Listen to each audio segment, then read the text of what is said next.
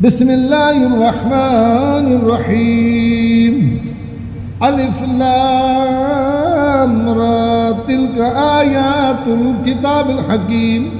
أكان للناس عجبا أن أوحينا إلى رجل منهم أن أنذر الناس وبشر الذين آمنوا أن لهم قدم صدق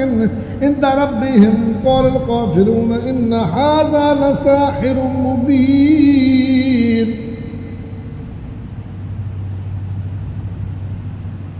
إن ربكم الله الذي خلق السماوات والأرض في 6 أيام ثم استوى على العرش يدبر الأمر ما من شفيع إلا من بعد إذن ذلكم ربكم فاعبدوه أفلا تذكرون إليه مرجعكم جميعا وعد الله حقا إنه يبدأ الخلق ثم يعيده ليجزي الذين آمنوا وعملوا الصالحات بالقسط والذين كفروا شراب من حميم وعذاب أليم بما كانوا يكفرون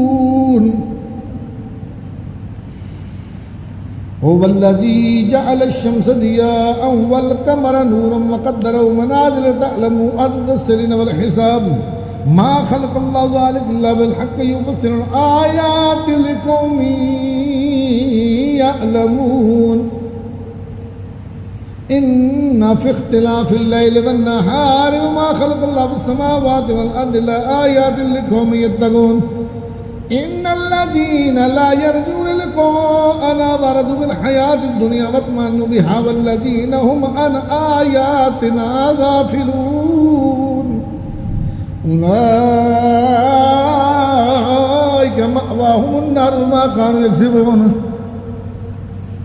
إن الذين آمنوا وعملوا الصالحات يهديهم ربهم بإيمانهم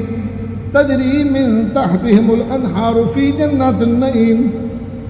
دعواهم فيها سبحانك اللهم وتحيتهم فيها سلام وآخر دعواهم الحمد لله رب العالمين ولو يعجل الله للناس الشر استئجالهم بالخير لقضي إليهم أجلهم فنذر الذين لا يرجون لقاءنا في طغيانهم يأمهون وإذا مس الإنسان الضر دعانا لجنبه أو قائدا أو قائما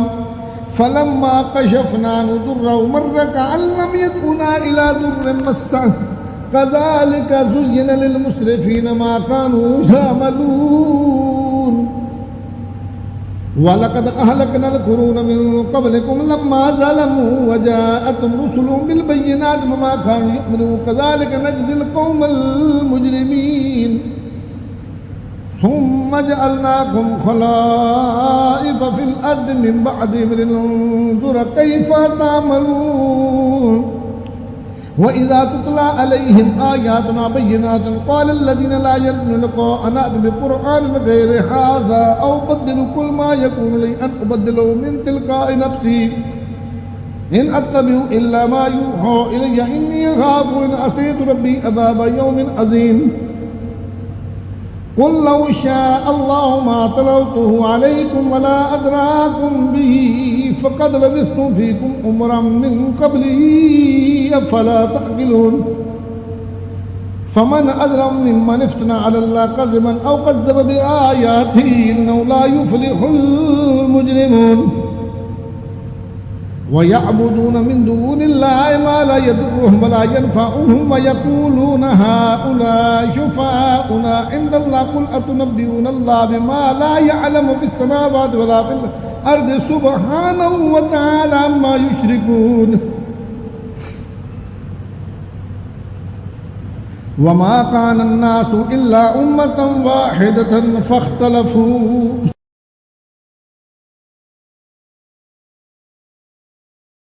ولولا كلمة سبقت من ربك لقضي بينهم فيما فيه يختلفون ويقولون لولا أنزل عليه آية من ربه فقل إنما الغيب لله فانتظروا إني معكم من المنتظرين وإذا أذكر الناس رحمة من بعد ضراء مستهم إذا لهم مكر في آياتنا قل الله أسرع مكرا إن رسلنا يكتبون ما تمكرون هو الذي يسيركم في البر والبحر حتى إذا كنتم في الفلك وجرين بهم بريا طيبة وفرحوا بها جاءتها ريح عاصف وجاءهم الموج من كل مكان وظنوا أنهم أحيط بهم دعوا الله مخلصين له الدين لئن أنجيتنا من هذه لنكونن من الشاكرين.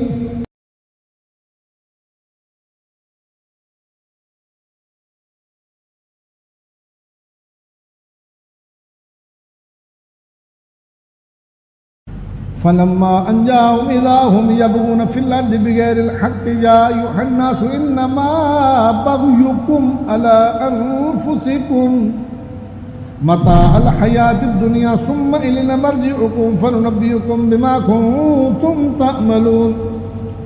إنما مثل الحياة الدنيا كماء أنزل من السماء فاختلط به نبات الأرض مما يأكل الناس والأنعام حتى إذا أخذت الأرض زخرفها وزينت وظن أهلها أنهم قادرون عليها أتاها أمرنا ليلا أو نهارا فجعلناها حصيدا كأن لم تغن بالأمس كذلك نفسر الآيات لقوم يتفكرون.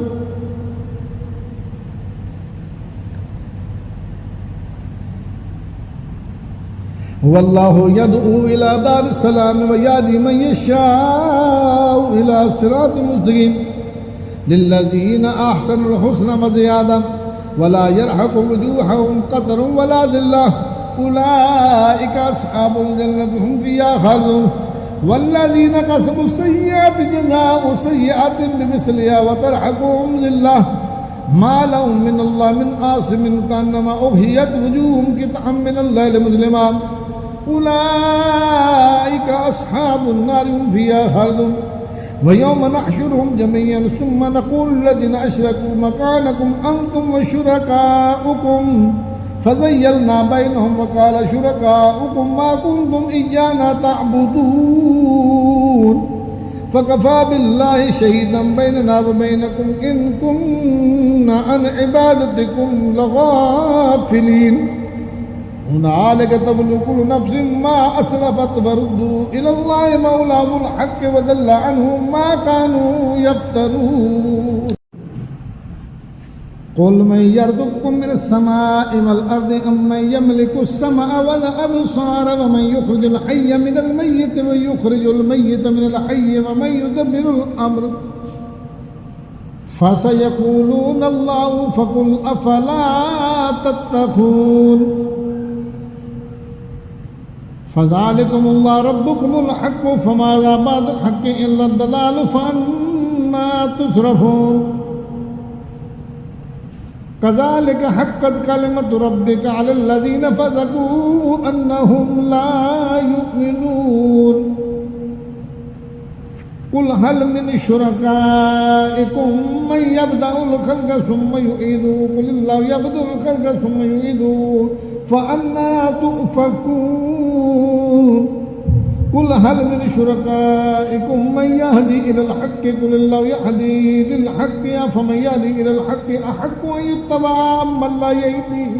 إلا أن يهدى فما لكم كيف تحكمون. وما يتبع أكثرهم إلا ظنا إن الظن لا يغني من الحق شيئا إن الله عليم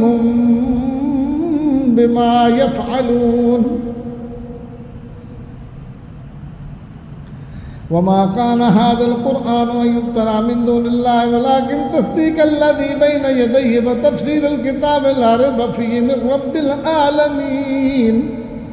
أم يقولون افترى قل فأتوا بسورة مثله وادعوا من استطعتم من دون الله إن كنتم صادقين بل كذبوا بما لم يحيطوا بعلمه ولما يأتهم تأويله كذلك كذب الذين من قبلهم فانظر كيف كان عاقبة الظالمين. ومنهم من يؤمن به ومنهم من لا يؤمن به وربك عالم بالمفسدين وإن كذبوك فقل لي عملي ولكم عملكم أنتم بريئون مما أعمل وأنا بريء مما تعملون ومنهم من يستمعون إليك أفأنت تسمع الصم ولو كانوا لا يعقلون ومنهم من ينظر إليك أفأنت تهدي العمي ولو كانوا لا يبصرون إن الله لا يظلم الناس شيئا ولكن الناس أنفسهم يظلمون ويوم يحشرهم كأن لم يلبسوا إلا ساعة من النهار يتعارفون بينهم قد خسر الذين كذبوا بلقاء الله وما كانوا مهتدين وإما نرينك بعض الذين نعدهم أو نتوفينك فإلينا مرجعهم ثم الله شهيد على ما يفعلون ولكل أمة رسول فإذا جاء رسول قضي بينهم بالقسط وهم لا يظلمون ويقولون متى هذا الوعد إن كنتم صادقين قل لا أملك لنفسي ضرا ولا نفعا إلا ما شاء الله لكل أمة أجل إذا جاء أجلهم فلا يستأخرون ساعة ولا يستقدمون قل أرأيتم إن أتاكم عذاب بياتا أو نهارا ماذا يستعجل منه المجرمون ثم إذا ما وقع آمنتم به الآن وقد كنتم به تستعجلون ثم قيل للذين ظلموا ذوقوا عذاب الخلد هل تجزون إلا بما كنتم تكسبون ويستنبئونك أحق هو قل إي وربي إنه لحق وما أنتم بمؤجزين ولو أن لكل نفس ظلمت ما في الأرض لافتدت به وأسروا ندامة لما رأوا العذاب وقضي بينهم بالقسط وهم لا يظلمون ألا إن لله ما في السماوات والأرض ألا إن وعد الله حق ولكن أكثرهم لا يعلمون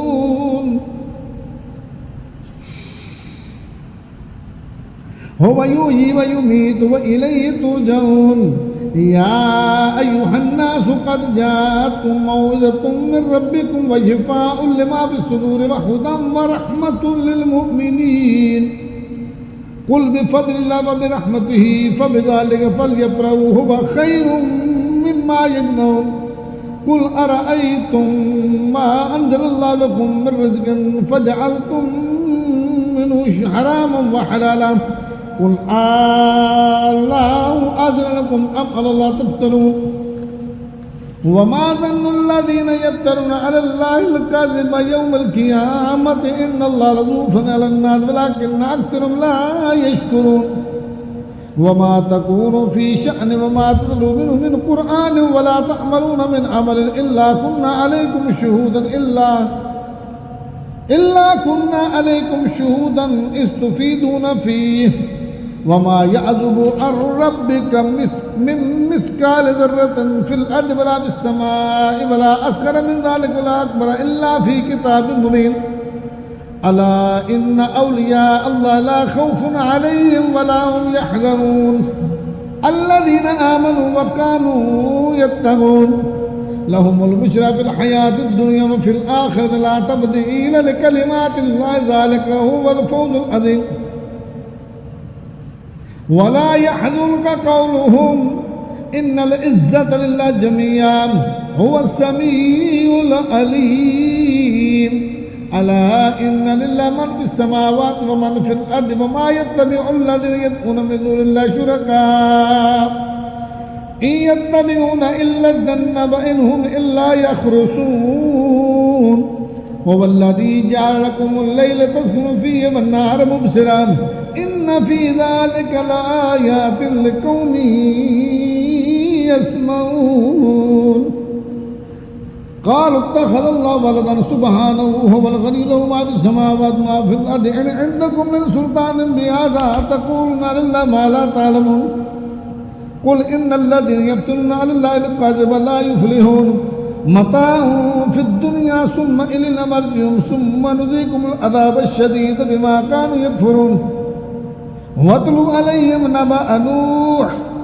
إذ قال لقومه يا قوم إن كان كبر عليكم مقامي وتذكيري بآيات الله فعلى الله توكلت فأجمعوا أمركم وشركاءكم ثم لا يكن أمركم عليكم غمة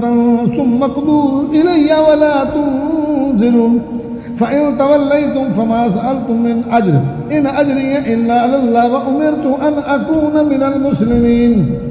فكذبوه فنجيناه ومن معه في الفلك وجعلناهم خلائف وأغرقنا الذين كذبوا بآياتنا فانظر كيف كان عاقبة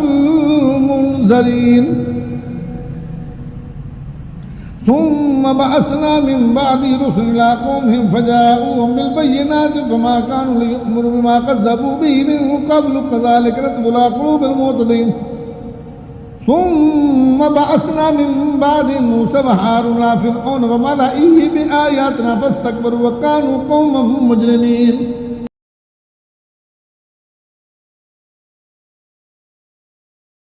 فلما جاءهم الحق من عندنا قالوا إن هذا لسحر مبين قال موسى أتقولون للحق لما جاءكم أسير هذا ولا يفلح الساحرون قالوا أجئتنا لتلفتنا أما وجدنا عليه آباءنا وتكون لكم الكبرياء في الأرض وما نحن لكما بمؤمنين وقال فرعون ائتوني بكل ساحر عليم فلما جاء السحرة قال لهم موسى ألقوا ما أنتم ملقون فلما ألقوا قال موسى ما جئتم به السحر إن الله سيبطله إن الله لا يصلح عمل المفسدين ويحق الله الحق بكلماته ولو كره المجرمون فما آمن لموسى إلا ذرية من قومه على خوف من فرعون وملئهم أن يفتنهم وإن فرعون لآل في الأرض وإنه لمن المسرفين وقال موسى يا قوم إن كنتم آمنتم بالله فعليه توكلوا إن كنتم مسلمين فقالوا على الله توكلنا ربنا لا تجعلنا فتنة للقوم الظالمين ونجنا برحمتك من القوم الكافرين وأوحينا إلى موسى وأخيه أن تبوأ لقومكما بمصر بيوتا واجعلوا بيوتكم قبلة وأقيموا الصلاة وبشر المؤمنين وقال موسى ربنا إنك آتيت فرعون وملأه زينة وأموالا في الحياة الدنيا ربنا ليضلوا عن سبيلك ربنا اطمس على أموالهم واشدد على قلوبهم فلا يؤمنوا حتى يروا العذاب الأليم قال قد أجيبت دعوتكما فاستقيما ولا تتبعان سبيل الذين لا يعلمون وجاوزنا ببني إسرائيل البحر فأتبعهم فرعون وجنوده بغيا وعدوا حتى إذا أدركوا الغرق قال آمنت أنه لا إله إلا الذي آمنت به بنو إسرائيل وأنا من المسلمين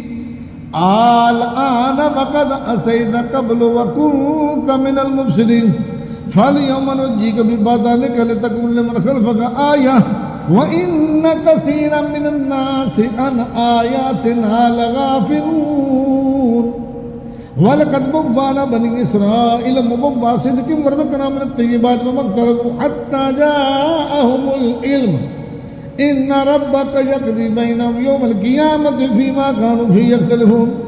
فإن كنت في شك مما أنزلنا إليك فاسأل الذين يقرؤون الكتاب من الحق قبلك لقد جاءك الحق من ربك فلا تكونن من الممترين ولا تكونن من الذين كذبوا بآيات الله فتكون من الخاسرين إن الذين حقت عليهم كلمة ربك لا يؤمنون ولو جاءتهم كل آية حتى يروا العذاب الأليم فلولا كانت قرية آمنت فنفعها إيمانها إلا قوم يونس لما آمنوا كشفنا عنهم عذاب الخزي في الحياة الدنيا ومتعناهم إلى حين ولو شاء ربك لآمن من في الأرض كلهم جميعا أفأنت تكره الناس حتى يكونوا مؤمنين وما كان لنفس أن تؤمن إلا بإذن الله ويجعل الرجس على الذين لا يعقلون قل انظروا ماذا في السماوات والأرض وما تغني الآيات والنذر عن قوم لا يؤمنون فهل ينتظرون إلا مثل أيام الذين خلوا من قبلهم قل فانتظروا إني معكم من المنتظرين ثم ننجي رسلنا والذين آمنوا كذلك حقا علينا ننجي المؤمنين قل يا أيها الناس إن كنتم في شك من ديني فلا أعبد الذين تعبدون من دون الله ولكن أعبد الله الذي يتوفاكم وأمرت أن أكون من المؤمنين وأنا أقم وجهك للدين حنيفا ولا تكونن من المشركين ولا تدع من دون الله ما لا ينفعك ولا يضرك فإن فعلت فإنك إذا من الظالمين وإن يمسسك الله بضر فلا كاشف له إلا هو وإن يردك بخير فلا راد لفضله يصيب به من يشاء من عباده وهو الغفور الرحيم قل يا أيها الناس قد جاءكم الحق من ربكم فمن اهتدى فإنما يهتدي لنفسه ومن ضل فإنما يضل علي وما أنا عليكم بوكيل واتبع ما يوحى إليك واصبر حتى يحكم الله وهو خير الحاكمين